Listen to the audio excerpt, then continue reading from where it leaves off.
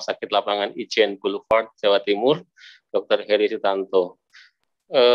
Bapak Ibu sekalian, pada siang hari ini untuk yang kesekian kali kita akan mengadakan press conference untuk update terkait dengan insentif nakes di COVID-19 pada hari Kamis 2 September 2021 ini. Selamat siang dan salam sejahtera juga bagi para semua rekan-rekan media yang sudah bergabung di daring ini dalam rangka mendengarkan keterangan terkait update pembayaran insentif tenaga kesehatan dalam penanganan COVID-19. Rekan-rekan media, dalam kesempatan ini kita akan mendengarkan penjelasan yang lebih komprehensif terkait dengan progres pembayaran insentif tenaga kesehatan yang dilakukan oleh Kementerian Kesehatan pada saat ini. Sebagaimana kita ketahui bersama bahwa pada keterangan pers sebelumnya telah disampaikan bahwa Kementerian Kesehatan sudah membayarkan tunggakan insentif untuk tahun 2020 sebanyak 99,3%. Artinya pembayaran ini sudah dilaksanakan, serta pembayaran insentif untuk tenaga kesehatan tahun 2021 tetap berjalan. Baik, Bapak Ibu sekalian, untuk menyingkat waktu, kami berikan kesempatan terdahulu kepada Dr. Kirana Pitasari untuk menyampaikan update-nya dan nanti dilanjutkan dengan pengalaman di Rumah Sakit Lapangan di Ijen Boulevard. Kami persilahkan Dr. Kirana. Terima kasih Pak Busroni. Assalamualaikum warahmatullahi wabarakatuh. Selamat siang pada teman-teman dari media. Terima kasih pada pertemuan yang lalu juga informasi yang kami sampaikan telah disampaikan oleh teman-teman media kepada masyarakat sehingga dipahami mengenai perkembangan progres dari pembayaran insentif tenaga kesehatan ini, baik yang di pusat ataupun yang dilakukan oleh pemerintah daerah. Saya sedikit merefresh ya untuk teman-teman bahwa untuk insentif tenaga kesehatan ini sudah ditetapkan melalui peraturan keputusan Menteri Kesehatan nomor 4239 ini mengenai kriteria tenaga kesehatan, fasilitas pelayanan kesehatan dan institusi kesehatan yang tenaga kesehatannya berhak untuk mendapatkan insentif tenaga kesehatan. Dan di dalam aturan ini juga menjelaskan mana yang menjadi tanggung jawab Kementerian Kesehatan, pemerintah pusat, mana yang menjadi tanggung jawab dari pemerintah daerah. Dan Kemenkes untuk memperlancar pembayaran insentif ini, kami bekerja sama dengan semua pemangku kepentingan. Untuk yang di tingkat pusat, sudah kami sampaikan bahwa untuk tunggakan 2020 ini harus direview terlebih dahulu oleh BPKP, sedangkan yang untuk daerah ini adalah menjadi tanggung jawab pemerintah daerah. Selanjutnya untuk mekanisme pembayaran insentif, untuk di tingkat pusat, mana nih slide-nya? Jadi yang untuk di tingkat pusat sudah disampaikan pada tahap yang lalu bahwa untuk tunggakan, langsung saja ke slide yang tunggakan. Slide tunggakan ya. Jadi ada tunggakan tahun 2020, ini cukup besar, 1,48 triliun, dan ini dilakukan review secara bertahap oleh BPKP melalui 8 kali proses review, dan setiap kali proses review selesai dilakukan, maka anggaran ini bisa efektif digunakan oleh Kementerian Kesehatan untuk membayarkan. Dan dalam 8 kali proses ini sudah selesai dibayarkan 1,469 triliun atau 99,3% dari pagu tunggakan 2020. Nah, untuk gambaran insentif yang tunggakan 2020, ini adalah Vaskes yang menerima,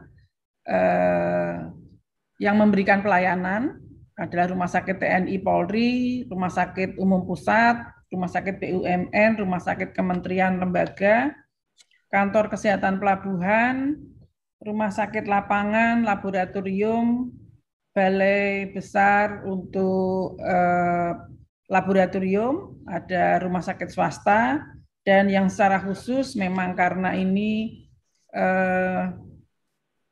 tenaga supporting yang sangat penting, terutama pada saat peningkatan kasus adalah para relawan, kemudian ada tenaga kesehatan yang secara khusus mendapat insentif dari Kementerian Kesehatan karena mereka sedang dalam penugasan adalah untuk para dokter yang mengikuti program pendidikan dokter spesialis dan dokter yang sedang menjalankan intensif. Jadi untuk tunggakan 2020 ini telah bisa diselesaikan 99,3%, ada sekitar 0,6 sekian persen yang masih ada anggarannya. Ini akan digunakan untuk membayarkan bagi tenaga kesehatan di mana vaskesnya terlambat memenuhi seluruh dokumen yang diminta pada saat review oleh BPKP. Jadi jumlahnya sangat kecil, ini mudah-mudahan akan selesai dalam waktu yang tidak terlalu lama. Untuk yang tahun 2021, ini sudah dibayarkan sebesar 5,865 triliun dengan rincian vaskes ya, yang seperti yang disampaikan tadi sama kategorinya. Memang yang terbesar memberikan pelayanan adalah rumah sakit swasta. Rumah sakit swasta yang memberikan pelayanan untuk COVID ini jumlahnya cukup besar, sehingga insentif yang dibayarkan kepada nakes yang di rumah sakit swasta juga alokasinya menjadi besar. Kalau kita lihat per bulannya yang dilakukan proses pembayaran, maka rata-rata sekitar 800 miliar per bulannya dibayarkan oleh Kementerian Kesehatan. Ini memang tidak selalu sama jumlah vaskesnya atau jumlah nakesnya. Ini memang tergantung ketepatan waktu pengajuan, kemudian saat kasus itu ada peningkatan atau tidak, ya. Jadi kalau semakin banyak, memang tenaga kesehatan yang memberikan pelayanan pasti semakin banyak kasus, maka yang tenaga kesehatan yang memberikan pelayanan juga akan semakin besar. Mungkin pada saat itu rumah sakit kemudian melakukan rekrutmen relawan, nah, sehingga jumlah nakesnya juga meningkat. Lanjut. Nah, jadi secara total, maka realisasi yang telah dibayarkan dari anggaran yang sudah dialokasikan untuk Kementerian Kesehatan, itu pagunya sebesar 9,078 triliun. Ini termasuk untuk tunggakan 2020, untuk yang tahun 2021 yang sedang berjalan, dan juga termasuk untuk santunan kematian. Nah, dari anggaran ini sudah direalisasikan pembayarannya sekitar 7,429 triliun atau 81,8%. Rinciannya per kelompok yang tunggakan sudah hampir selesai 100%. Untuk yang tahun berjalan 2021 ini 79% hingga bulan Juli. Dan untuk santunan kematian sudah 55,1%. Berikutnya informasi terkait insentif yang ada di daerah. Di daerah sama, juga masih ada tunggakan untuk tahun 2020. Anggaran ini juga sudah berada di daerah.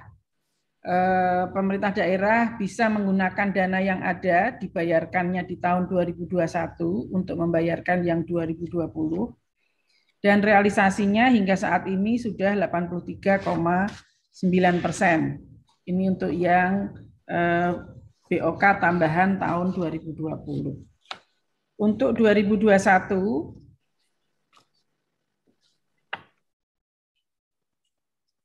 dari dana yang ada di DAU, DPH, di masing-masing provinsi dan kabupaten kota, ini sudah disalurkan sekitar 63,2% dari usulan yang sudah masuk ke dalam aplikasi. Jadi ini bukan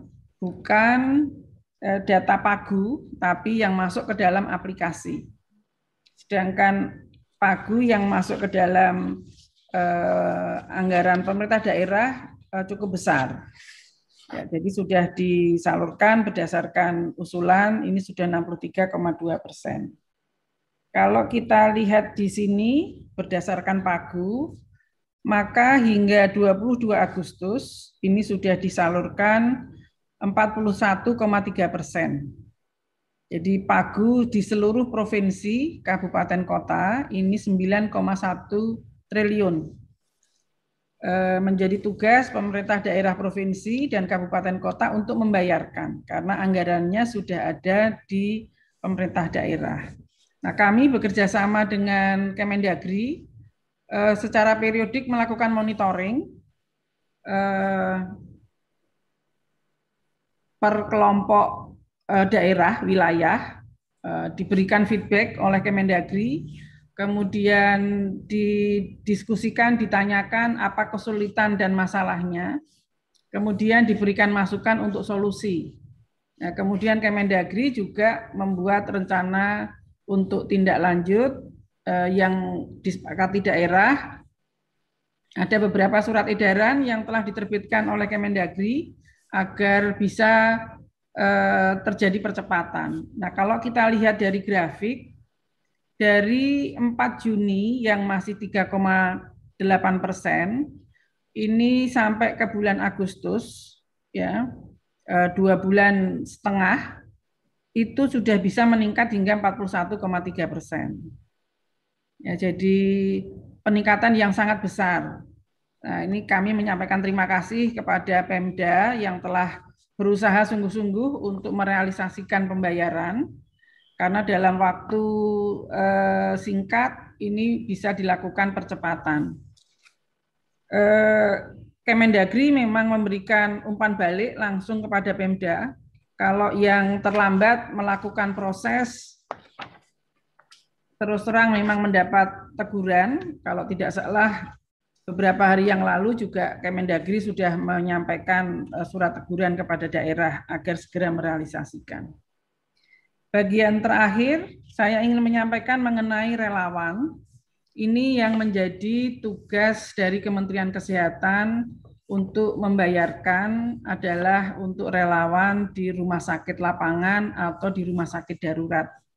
Jadi ada 5 rumah sakit lapangan dan rumah sakit darurat COVID yang telah ditetapkan.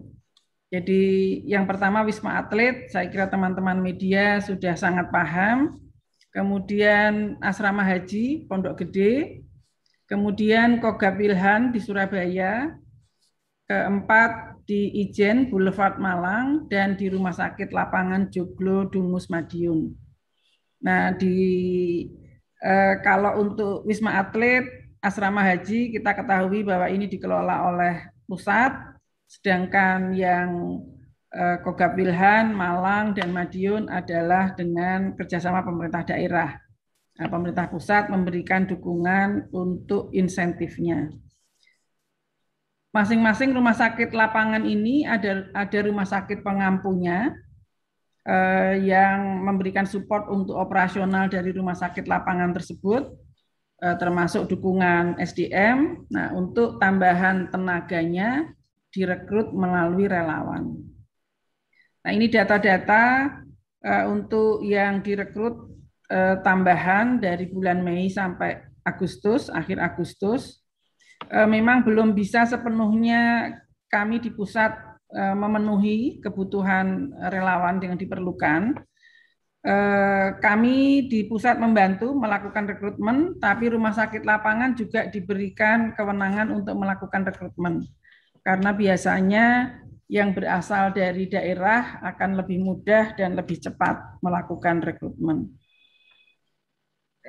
Kemudian untuk Wisma Haji, ini kita mengetahui pada saat peningkatan kasus di Jakarta dan sekitarnya sangat besar di akhir Juni, bulan Juli, maka ada 2 gedung di asrama haji yang difungsikan sebagai rumah sakit lapangan. Dan ini disupport oleh rumah sakit pusat yang ada di Jakarta. Kebutuhan untuk relawan, ini kami bekerja sama dengan organisasi profesi, IDI, PPNI, organisasi profesi yang lain, karena kebutuhannya sangat beragam, ada sanitarian, ada teknisi laboratorium, gizi, radiografer, dan sebagainya. Ini dilakukan rekrutmen di tingkat pusat ataupun juga dilakukan rekrutmen oleh rumah sakit pengampunya. Nanti teman dari rumah sakit Ijen akan menjelaskan bagaimana untuk rumah sakit Ijen sendiri. Saya kira demikian Pak Busroni sebagai informasi perkembangan dari pembayaran insentif. Terima kasih. Dr. Kirana, terima kasih atas paparan update yang komprehensif sebagaimana kita tadi telah sampaikan. Terima kasih dan kita lanjutkan kepada Dr. Heri Sutanto untuk menyampaikan pengalaman dan informasi terkait dengan layanan kesehatan COVID-19 di Rumah Sakit Lapangan Ijen Boulevard, Malang, Jawa Timur. Dr. Heri Sutanto, kami persilahkan. Baik, terima kasih Pak Busroni atas kesempatan dan waktunya. Selamat siang Bapak Ibu sekalian yang hadir pada siang hari ini. Sangat berbahagia sekali kami dari Rumah Sakit Lapangan Ijen Boulevard Malang diberi kesempatan untuk berbagi share informasi terkait rumah sakit kami. Izin share screen Bapak ya. Silakan Dok.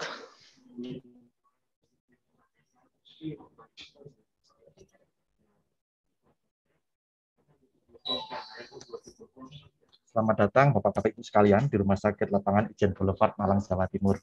Sedikit memberikan gambaran Bapak-Bapak Ibu sekalian bahwa sebenarnya di Jawa Timur saat ini memang ada 3 rumah sakit lapangan yang memang inisiasi awalnya dari pemerintah provinsi.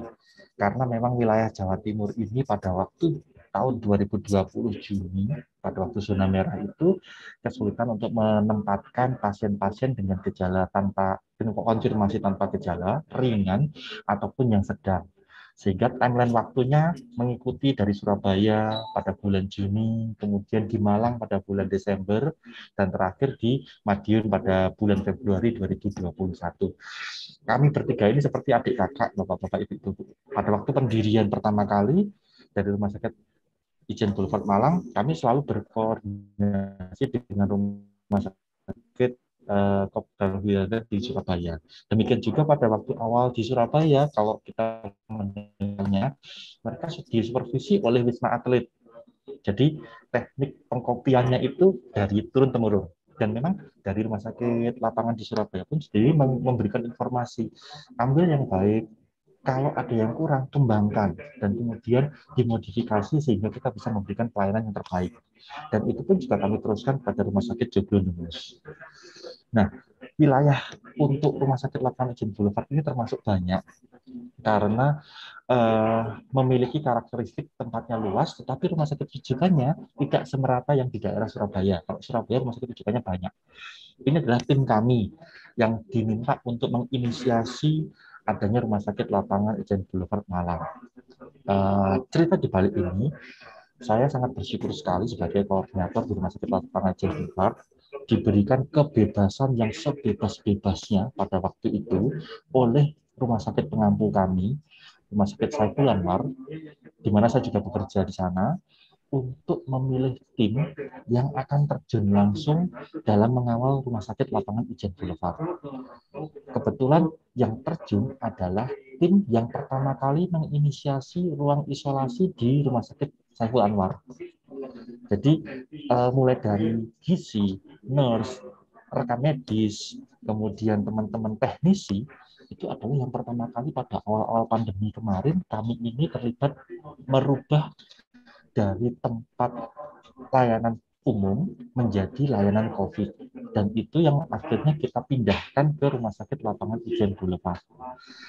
Di tempat kami awalnya diinisiasi adalah 307 bed. Dengan pembukaan tahap pertama, diharapkan bulan pertama kita siap dengan 105 bed. Dengan 105 bed ini, kita kapasitas yang paling minimal saat itu, tenaga kesehatan pun juga belum terlalu banyak. Jadi langkah awal kami untuk menginisiasi, merekrut para nakes dan pelaksana, nakes dan non-nakes, kami menghubungi pihak-pihak yang memang organisasi profesi masing-masing, IDI, kemudian juga PPNI, kemudian juga untuk analis kedokteran, kemudian juga untuk radiografer, kami bersurat langsung. Jadi waktu itu SK kami belum keluar, tetapi kami menginisiasi dengan memberikan sounding ke masing-masing SK, sehingga prosesnya bisa dipercepat. Nah, karena adanya peningkatan pada bulan kemarin, akhirnya upgrade tempat tidur di tempat kami dinaikkan sampai total 319 bed. Sebenarnya ini terhambat karena apa? Jumlah bed yang sudah ada pada saat itu cuma 300 bed. Kemudian akhirnya kami dibantu. Yang membantu siapa? Rumah sakit di sekitar Malang Raya. Arsama memberikan beberapa bed yang tidak terpakai dengan kondisi masih baik ke rumah sakit lapangan. Mohon maaf, saya belum share foto-fotonya karena fotonya numpuk banyak. Malam-malam truk didatangkan ke rumah sakit kami menyumbangkan bednya masing-masing rumah sakit yang bisa dipakai. Nah, kondisi kemarin pada waktu ada peningkatan jumlah kasus, ternyata membuat peta pelayanan kami berubah. Kalau awalnya kita hampir 100% adalah pasien dengan gejala ringan maupun konfirmasi tanpa gejala. Tetapi dinamikanya sekarang banyak sekali pasien-pasien yang gejala sedang. Di mana gejala sedang berat ini cenderung untuk membutuhkan pelayanan lebih lanjut. Ini yang tidak cocok dengan skema awal dibuatnya rumah sakit lapangan ini. Nah, akhirnya jumlah rujukannya juga meningkat. Ini yang pada awal-awal kemarin, Bapak Ibu sekalian, nakes maupun non-nakes kami, driver, keamanan, security, kemudian CS, ini berjibaku setengah mati terkait dengan peningkatan atau akselerasi penambahan jumlah pasien dan kondisi klinis yang makin banyak. Nah, di samping itu, ada kelemahan di area kami. Jumlah rumah sakit statis yang bisa menerima pasien rujukan kami tidak banyak. Dan pada waktu awal sampai menjelang berakhirnya peningkatan jumlah kasus kemarin, ICU, high care unit dari rumah sakit rujukan kami penuh semua. Sehingga ini membuat pasien di rumah sakit lapangan dari yang awalnya mandiri, 30% perkiraan menjadi dependen pada layanan medis. Jadi perawat, analis, kemudian gizi, dan lain-lainnya bebannya berlebih karena jumlahnya memang terbatas seperti itu. Dashboard online kami menunjukkan bahwa pada saat itu bornya selalu mendekati atau lebih dari 100%. Itu yang membuat kita khawatir. Kalau kita lihat, mungkin Bapak sudah pernah tidak ke sini malam-malam kemarin. Ini kalau lihat dari view-nya atas, memang seperti ini. Jadi kami ini tinggal di asrama kebidanan Polkesma yang sudah berbaik hati meminjamkan lahan ini untuk layanan COVID-19. Kalau kita lihat di sebelah kanan kirinya, itu sebenarnya adalah pemukiman yang lumayan elit. Sehingga hambatan pada waktu awal membentuk pun juga ada dari lingkungan sekitar. Stigma COVID, di mana mereka sangat khawatir, adanya limbah, adanya pasien yang lari ke seberang-seberang, adanya pintu masuk yang banyak, sehingga mereka minta semuanya ditutup, tidak boleh masuk keluar, baik itu nakes maupun kendaraan support, oksigen, dan lain-lainnya tidak boleh melewati pemukiman warga. Sehingga kami menyatukan semuanya ini dalam skema seperti ini yang membuat masyarakat bisa menerima bahwa pintu yang kita akses adalah satu, kemudian kita bekerja dalam ruangan zona merah dan zona hijau yang benar-benar terpisah. Zona merah kami memanfaatkan bangunan statis, jadi bangunan yang memang fix ada di asrama kebidanan, sedangkan kami sendiri pun ada di luar zona merah itu dengan penunjang beberapa bangunan statis dan tenda. Nah, ini adalah awal-awal pada waktu kondisi pertama. di mana jumlah kami yang awal adalah jumlah untuk kondisi ringan tanpa gejala dan sedang yang bisa kami rujuk dengan segera. Jadi pada saat ini, kalau kita pilih kolom yang saat ini, jumlahnya memang nggak terlalu banyak kebutuhannya. Kalau kita lihat di sini, keluarkan dulu ininya. Di awal ini, dokter paru kami ada 1, dokter umum kami pada awalnya 19, kemudian pada saat itu ada tambahan 3, kemudian perawat kami ada 35, bidan kami 1, ahli gizi 3 atau dokter 3, kemudian untuk elektromedis, paramedis, radiografer, dan itu totalnya masih sejumlah ini. Nah, pada waktu peningkatan kasus, sebenarnya idealnya kalau kita menghitung rasio antara pasien dengan tenaga medis, kebutuhan yang ada seperti ini.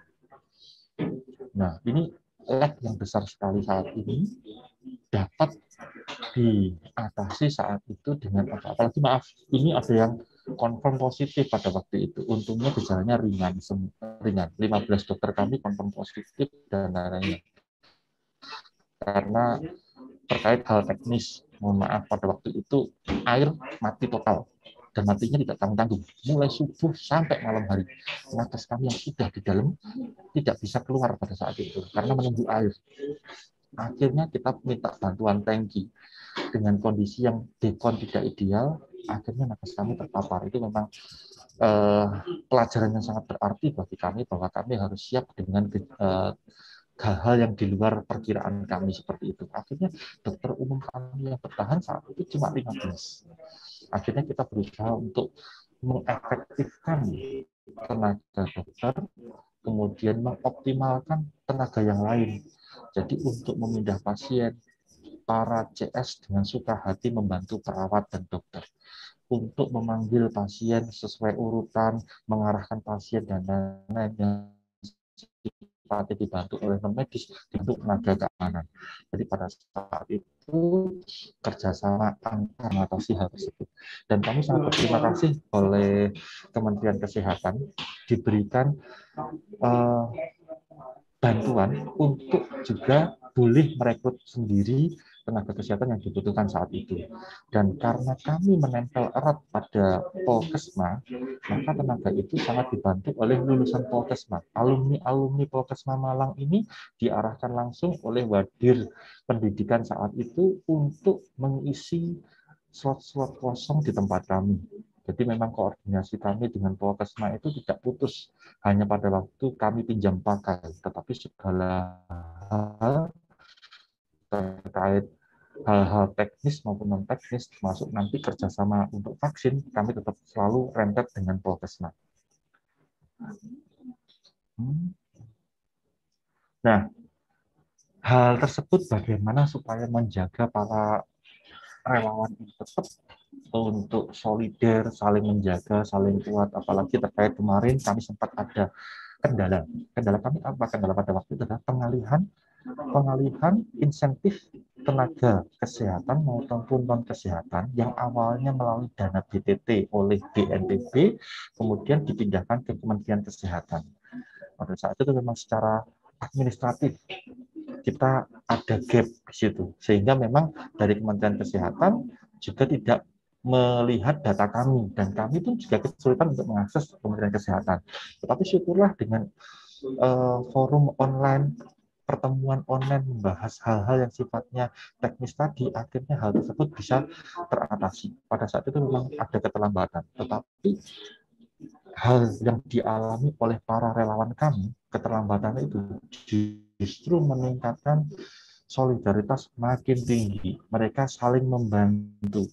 Bahkan ada bukan kota amal, tetapi adalah dana bersama. Jika ada relawan yang saat itu membutuhkan, bisa pinjam dengan asumsi nanti jika sudah ada pencairan dana, baik nakes maupun non-nakes, dikembalikan ke lain-lainnya. Jadi kami setiap kegiatan apapun, sebagai konseptor, sebagai penggagas, sebagai pelaksana, selalu melibatkan relawan maupun koordinator masing-masing relawan. Jadi pihak yang ada di tim manajemen atau koordinator rumah sakit lapangan akan ikut terjun bersama-sama dengan relawan, menggagas memberikan hal-hal terkait kegiatan-kegiatan yang bisa dilangsungkan untuk apa meningkatkan pelayanan di tempat kami.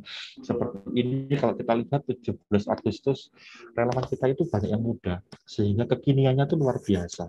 Kalau kita lihat tulisan di sini sebenarnya tulisan yang sepele, tulisan yang remeh-temeh, tapi ini sangat menggugah semangat dan sangat membuat teman-teman yang lain yang melihat itu ikut tertarik. Kalau kita baca ini cuma mencintaimu, aku raiso mas. Mencintai Indonesia. Nah, ini yang membuat teman-teman lain yang sangat terhibur. Ayo kita bantu kegiatannya. Ayo kita bikin permainan yang aman dan sesuai prokes untuk nakes untuk para pasien di sana. Dan ini tim upacara 17 kemarin adalah bersama-sama antara relawan dengan koordinator manajemen. Mereka juga berlatih sore-sore itu berlatih untuk lagu-lagunya. Kemudian pada waktu acara malam takbiran antara relawan ini juga menyiapkan kegiatannya. Kalau kita lihat memang masa relawan dan para manajemen ini sama-sama berusaha menikmati segala kondisi. Jadi mereka sendiri yang menginisiasi, spot ini kok bagus ya, titik ini kok bagus, sudut ini kok bagus. Mereka menginisiasi. Kita nyumbang satu pot masing-masing relawan. Dari satu pot masing-masing relawan ini kita kasih nama. Kita berusaha memelihara pot ini masing-masing. Ditempel-tempel sini ada namanya. Dan mereka juga menjadikan spot ini adalah spot untuk foto selfie dan lain-lainnya. Ya, memang kita harus mengikuti perkembangan zaman sehingga kita memberikan hal-hal yang positif ini kita bimbing, kita kembangkan terus kreativitas para relawan sehingga relawan ini merasa memiliki di rumah sendiri. Dan yang luar biasa, para relawan, maaf, yang di depan ini adalah koordinator gizi. Koordinator gizi kami yang memang dari klaster keluarga terkonfirmasi positif. Begitu beliau masuk di dalam, dia tidak menempatkan diri sebagai pasien saja, tetapi tetap ikut berinisiatif memberikan layanan kepada pasien. Beliau yang mencatat sendiri kemana perginya dosbuknya, ini kok dosnya makan kok kurang dan lain-lainnya. Dia memberikan feedback langsung dari dalam keluar, sehingga layanan kami terpantau dari dalam dan luar. Beberapa perawat bahkan yang pada waktu positif dia dirawat di rumah sakit lapangan ini karena dia confirm tanpa gejala, di dalam dia minta izin. Saya izin, saya tetap pakai N95, tapi saya tetap membantu perawatan di ruang hyper unitnya karena saat itu kondisi klinisnya pasien memang jelek-jelek sekali. Dan itu yang membuat akhirnya apa? Walaupun dalam kondisi isoman, mereka tetap aktif memberikan kontribusi langsung kepada layanan ke pasien. Nah, ini kerjasama antara non-nakes. Jadi tim-tim non-nakes kami juga dikoordinir oleh orang-orang yang menginisiasi awalnya pembentukan layanan COVID di Rumah Sakit Saiful Anwar sebagai pengampu kami. Jadi hal-hal friksi dengan keluarga pasien, dengan pengantar pasien, itu diminimalisir dengan memberikan selalu briefing permasalahan harian, outputnya bagaimana. Yang kita alami seringkali adalah pasien diantarkan barangnya diterima malam, atau bahkan barangnya tidak segar lagi karena dari pagi diantar makanan, malam baru dikasihkan, ternyata banyak yang basi. Nah, hal itu sudah kami alami di rumah sakit RSSA. Untuk mencegah itu, kami memberikan feedback kepada tim kami yang baru-baru ini supaya merasa bahwa kita ini melayani saudara kita sendiri. Jadi dengan melayani saudara kita sendiri, syukurlah mereka terpacu untuk memberikan segala layanan ini dengan seramah-ramahnya, dengan sebaik-baiknya, walaupun memang kondisinya tidak ideal. Jadi teman-teman di keamanan di rumah sakit lapangan siap masuk sampai ke zona merah untuk mengevaluasi, dan ada tim khusus yang memang keluar masuk sampai zona merah untuk melihat jika ada hal-hal yang mengganggu keamanannya dari luar. Jadi mereka memang sampai zona merah pun juga ada tim keamanan. Nah, ini terkait asrama kami. Awalnya kami memang dibantu oleh Kemendagri lewat Kementerian Balai Besar Kementerian Desa mendapat tempat asrama dengan sejumlah waktu itu 19 kamar di Jalan Langsep 9. Nah, untuk nakes kami ternyata tidak cukup. Akhirnya kami berinisiatif untuk mencarikan asrama di UB. Kami mendapat di UB, tapi pada waktu itu karena memang biaya di sana tidak bisa kita tekan, akhirnya kami berinisiatif untuk bekerja sama lintas organisasi dengan rumah sakit lain dan fakultas dan universitas. Akhirnya kami diberi layanan untuk tempat singgah dan asrama untuk nakes kami di rumah sakit UNM. Kami dipersilahkan untuk bisa dengan biaya sangat membantu kami karena harus bisa mengirit sedemikian rupa supaya bisa baik. Kalau kita lihat yang foto yang bawah ini adalah asrama yang diberikan oleh tetapi karena banyak dan besar-besar, kami tim dari rumah sakit lapangan ini ada teman-teman CS, ada teman-teman keamanan, dan di belakang ini adalah nakes sendiri gotong royong membersihkan ini untuk tempat tinggal mereka, dan mereka melakukan itu semua dengan sukacita karena mereka merasa ini adalah tempat mereka bersama. Nah, koordinasi vertikal juga tetap kami informasikan ke teman-teman relawan. Beberapa hambatan kami terkait masalah tunggakan, terkait masalah insentif, terkait masalah apa, itu selalu kami informasikan perkembangannya pada tim relawan. Jadi tidak ada yang kami tutup-tutupi. Kenapa kok gajinya terlambat? Ada perpindahan mekanisme pembayaran. Sampai saat ini, sampai kemana? Kami koordinasi dengan ini. Untuk tahapan selanjutnya bagaimana? Perkiraan 3 bulan lagi kita sudah bisa menerima dengan lancar. Itu kami informasikan ke relawan. Sehingga relawan itu memang berat kondisinya. Mereka tetap, walaupun relawan tetap menggantungkan untuk kehidupan sehari-hari dari rumah sakit lapangan, tetapi mereka paham bahwa itu semua tetap diupayakan oleh tim manajemen untuk memenuhi kewajiban hak kepada para relawan. Nah, selain intensif kerjasama kami intra rumah sakit untuk meningkatkan layanan, kami paham bahwa salah satu kunci penting untuk mengurangi jumlah pasien yang masuk ke rumah sakit lapangan itu adalah vaksinasi. Jadi kami berkoordinasi dengan Pak Budi, Direktur Prokesma, untuk menginisiasi sentra vaksin. Dan sentra vaksin ini tenaganya kami mix. Teman-teman relawan yang memang tidak sedang berdinas dan jadwal libur, mereka dengan sukacita membantu di sentra vaksin ini. Sehingga sentra vaksin ini berjalan, dan per hari ini sudah ada 42.000, ini satu cakupan yang menurut kami sangat membantu kami untuk mengurangi beban kami di rumah sakit lapangan, karena pasiennya akan banyak perbaikan kalau sudah divaksin daripada yang tidak. Ini adalah tujuan kami, Bapak-Bapak Ibu sekalian. Jadi tujuan kami adalah kesembuhan pasien, pasien bisa pulang dengan aman, pasien pulang dengan sehat, bisa berkumpul dengan keluarganya, dan dengan segala upaya kami akan tetap menjaga supaya apa yang kita cita-citakan bersama, kesejahteraan seluruh masyarakat Indonesia ini tetap kita perjuangkan dengan profesional mungkin sesuai dengan profesi para relawan masing-masing. Mungkin ini sedikit gambaran dari kami terkait pengelolaan kami terhadap relawan, pengelolaan kami terhadap kegiatan di tengah segala hal problem yang kami hadapi. Terima kasih atas kesempatannya Bapak, Ibu sekalian. Matur nuwun. Terima kasih Dr. Heri Susanto atas update pengalaman Bapak memimpin rumah sakit lapangan COVID-19 di Malang. Mungkin teman-teman jurnalis tadi ada yang terkejut, apa sih Dok, Polkesma itu apa gitu. Mungkin ada yang bertanya tapi belum sampai ke kita. Polkesma itu singkatan dari Politeknik Kesehatan Malang. Dan ini adalah tempat diselenggarakannya rumah sakit lapangan di Malang. Bapak Ibu sekalian, dua paparan tadi secara komprehensif dan bagaimana tantangan, bagaimana juga pengalaman-pengalaman sudah disampaikan, termasuk juga dari Dr. Kirana tadi update tentang bagaimana anggaran disiapkan dan pembayarannya. Tiba saatnya untuk berdiskusi terkait dengan paparan tadi.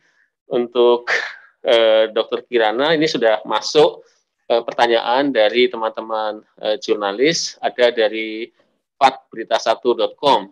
Izin bertanya Bu, terkait insentif ini, meski anggaran sudah ditransfer ke daerah, siapa yang paling bertanggung jawab dalam ini pencarian atau pencairan ya? Mungkin pencairan insentif nakes, Pemda atau Kemkes. Itu yang pertama Bu Kirana. Yang kedua, apa Kemkes bisa intervensi kalau ada keterlambatan? Apa ada sanksi dari Kemkes apabila Pemda terlambat cairkan insentif? Terima kasih Dr. Kirana. Dr. Kirana, kami persilahkan. Terima kasih. Ini pertanyaan dari Berita 1. Ya. Jadi anggaran untuk insentif tenaga kesehatan di daerah ini bukan anggaran Kementerian Kesehatan, tetapi memang adalah anggaran milik daerah. Jadi mereka Pemda lah yang bertanggung jawab atas pengelolaan dan pembayarannya. Nah, tugas dari Kementerian Kesehatan adalah membuat rambu-rambunya atau regulasinya. Tadi KMK 4239 ini menjadi rujukan untuk pembayaran insentif baik kami yang di pusat ataupun Pemda yang di daerah. Jadi anggaran itu adalah anggaran di daerah yang mereka harus alokasikan, kemudian mereka harus membayarkan kepada para tenaga kesehatan di daerah yang memberikan pelayanan COVID-19. Nah, kami di tingkat pusat, Kementerian Kesehatan bisa memonitor apakah pembayarannya lancar atau tidak. Kami memonitor menggunakan aplikasi insentif tenaga kesehatan. Jadi kami bisa tahu apakah rumah sakit daerah ini terlambat mengusulkan. Karena prosesnya harus mengusulkan dulu. Bukan Pemda kemudian membagi rata kepada semua nakes, bukan. Jadi mereka harus mengajukan dulu, mengusulkan sesuai dengan jumlah pasiennya, kemudian tenaga kesehatan yang melayani. Mereka mengajukan usulan.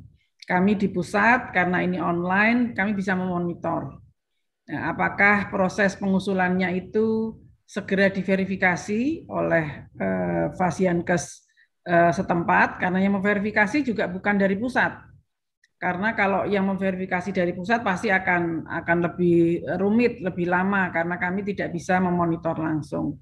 Nah, kalau ini dilakukan oleh daerah, kemudian mereka yang membayarkan. Kalau kami mengetahui ada keterlambatan, kami ini berkomunikasi dengan Kementerian Dalam Negeri. Karena Kemendagri dan Kementerian Keuangan juga sama-sama memonitor. Nah, kami menyampaikan, kami kemudian membahas bersama.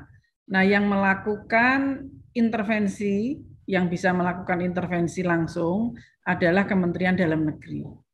Jadi surat edaran yang telah dibuat antara Kemenkes dan Kemendagri, misalnya mengingatkan bahwa ada KMK 4239, ada proses yang harus dipercepat.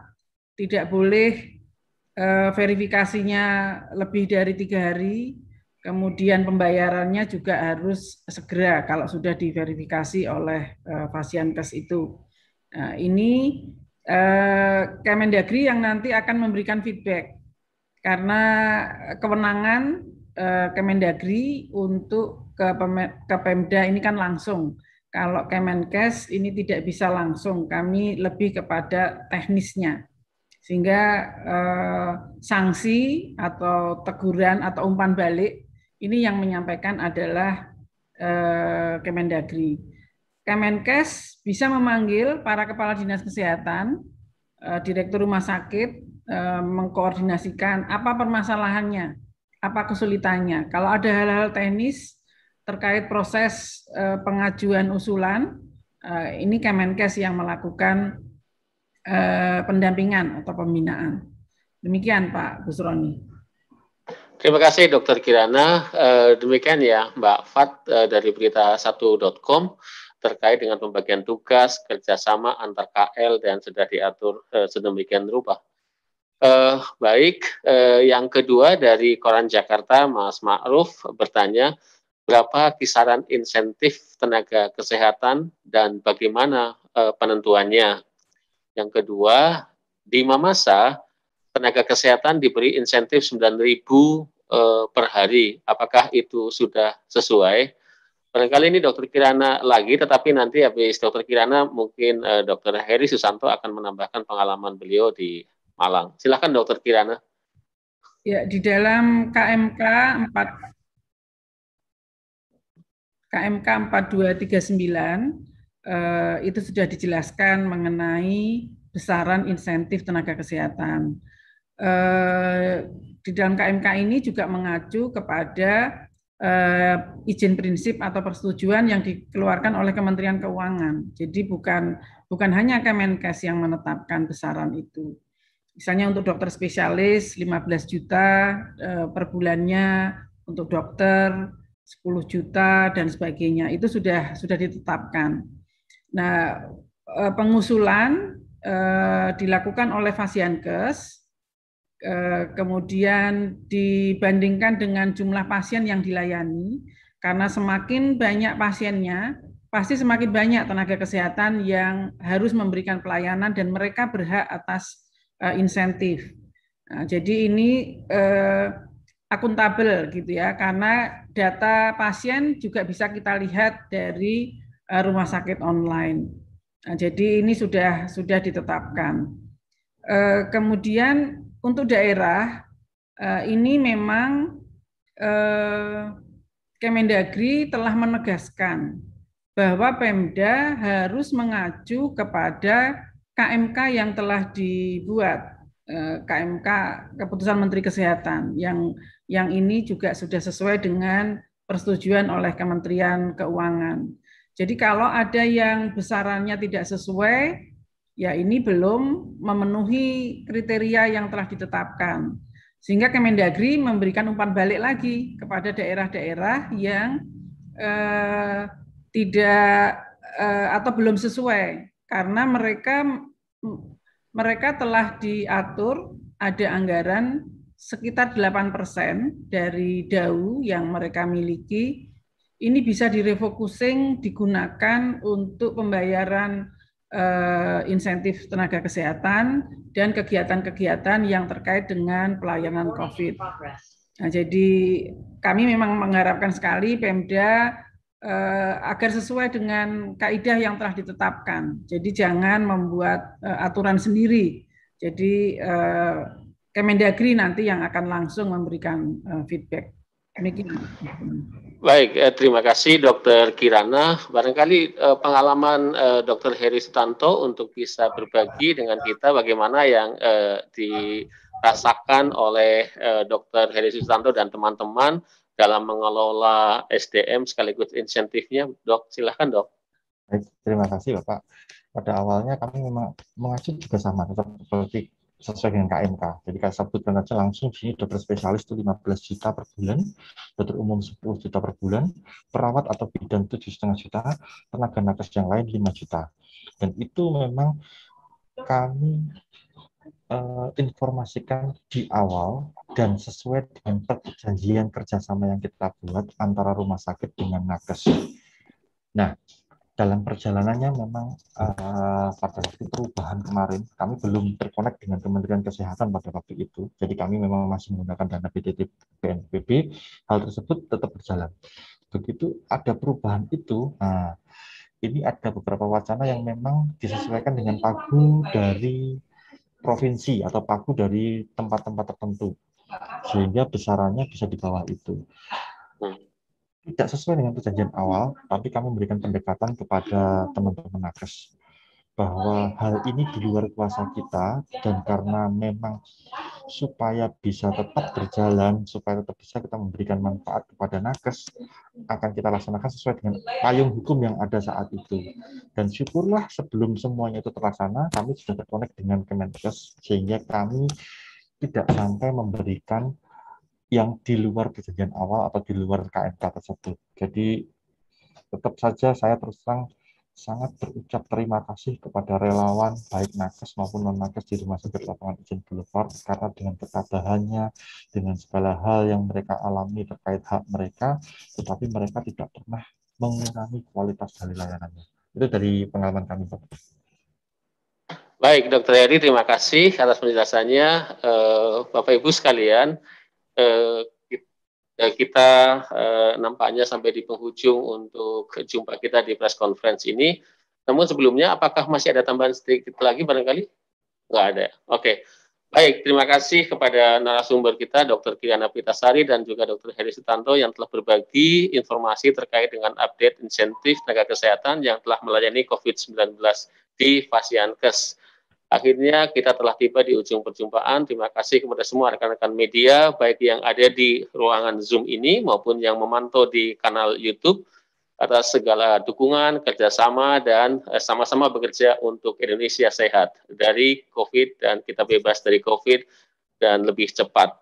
Terima kasih Dr. Kirana, sekali lagi Dr. Heri Sutanto dan teman-teman jurnalis. Izin menutup perjumpaan kita dengan terima kasih dan Assalamualaikum warahmatullahi wabarakatuh. Salam. Terima kasih Dr. Heri. Terima kasih Bu Dr. Kirana.